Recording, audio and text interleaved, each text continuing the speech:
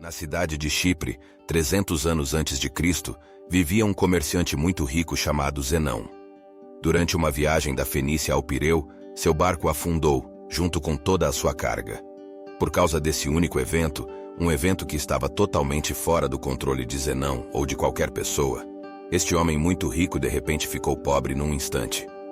Imagine que você fosse Zenão. Como você reagiria se seu trabalho de toda a vida fosse arruinado pela força da natureza? Qual seria a reação adequada? Você ficaria com raiva? Triste? Você sentiria que a vida te derrubou?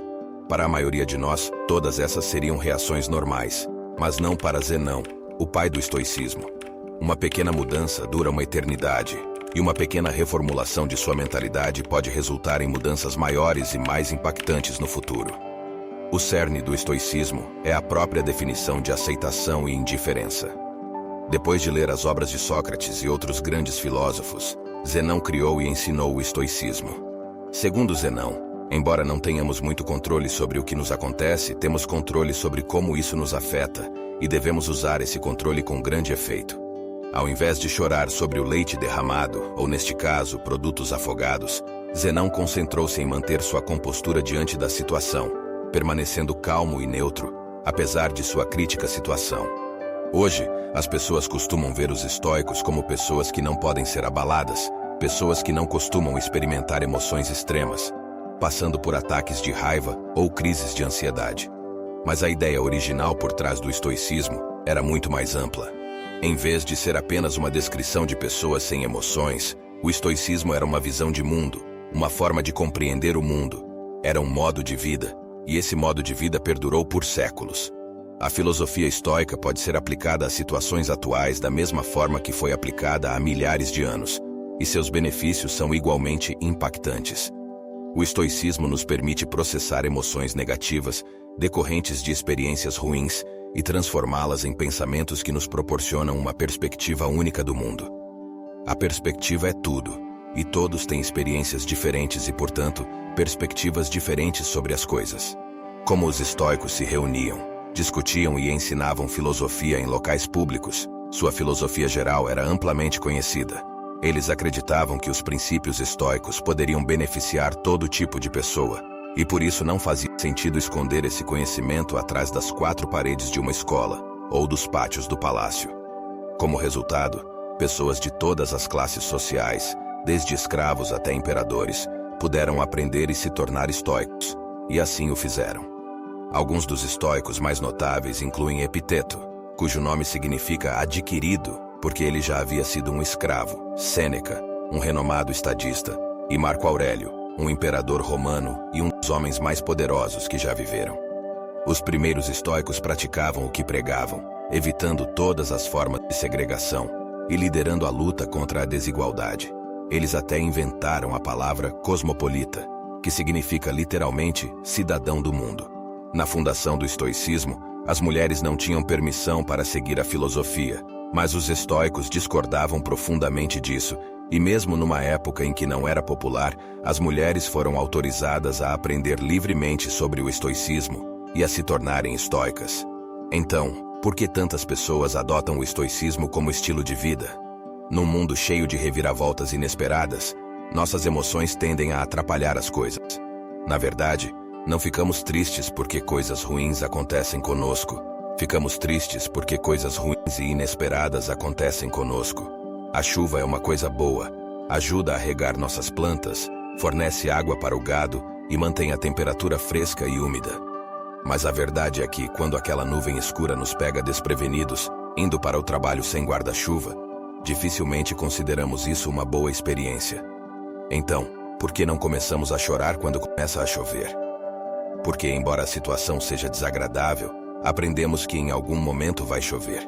É algo inevitável. Não podemos controlar o clima. Embora muitas vezes isso perturbe nossa rotina, a chuva passará e o sol voltará. O estoicismo nos ensina que, da mesma forma, devemos estar preparados para as situações ruins que podem acontecer, pois inevitavelmente ocorrerão. E um dos exercícios estoicos é conhecido como desconforto voluntário. Um exercício que visa aumentar os sentimentos de gratidão. Por exemplo, dormir no chão da cozinha, tomar banho com água fria quando normalmente tomamos banhos quentes, comer apenas batatas por alguns dias, coisas assim. Este exercício ajuda você a entender que, não importa o quão difícil seja, você ainda sobreviverá e provavelmente prosperará se sua mentalidade estiver correta.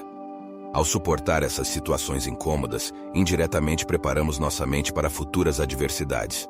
No estado atual do mundo, onde anúncios são constantemente empurrados goela abaixo, somos levados a acreditar que, se não tivermos a última versão daquele celular, uma aparência atraente ou acumular uma certa quantia de dinheiro, nunca seremos felizes. Essa mensagem é de extrema importância, agora mais do que nunca. Ingressamos no mundo com conhecimento limitado. Crescemos absorvendo informações em casa, na escola e observando o mundo por conta própria. O problema é que, frequentemente, essas três fontes de conhecimento nos moldam de maneiras divergentes. A pergunta que se impõe é: precisamos internalizar todo esse conhecimento?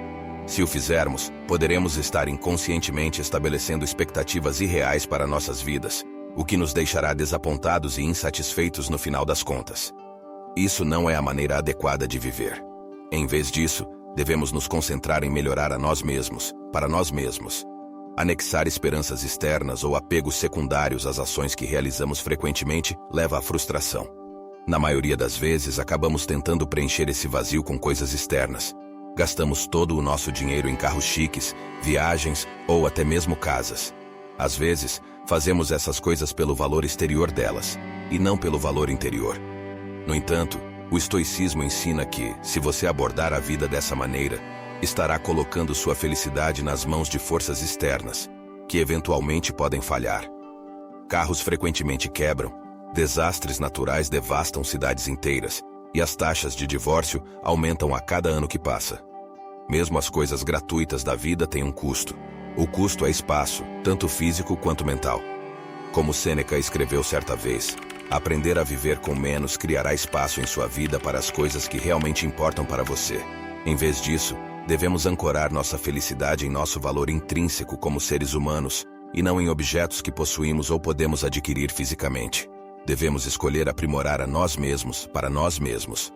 Apegar esperanças externas ou apegos secundários às ações que empreendemos frequentemente resulta em frustrações. Na maioria das vezes, acabamos tentando preencher esse vazio com objetos externos. Ao enfrentar as tempestades do passado e do presente, o estoicismo nos auxilia a navegar em direção a águas mais serenas e pacíficas. E mesmo se nosso barco afundar e todos nós nos afogarmos, podemos encontrar conforto no fato de que vivemos uma vida boa, mesmo que não tenha sido exatamente como esperávamos. Pois lembre-se, tudo tem um fim.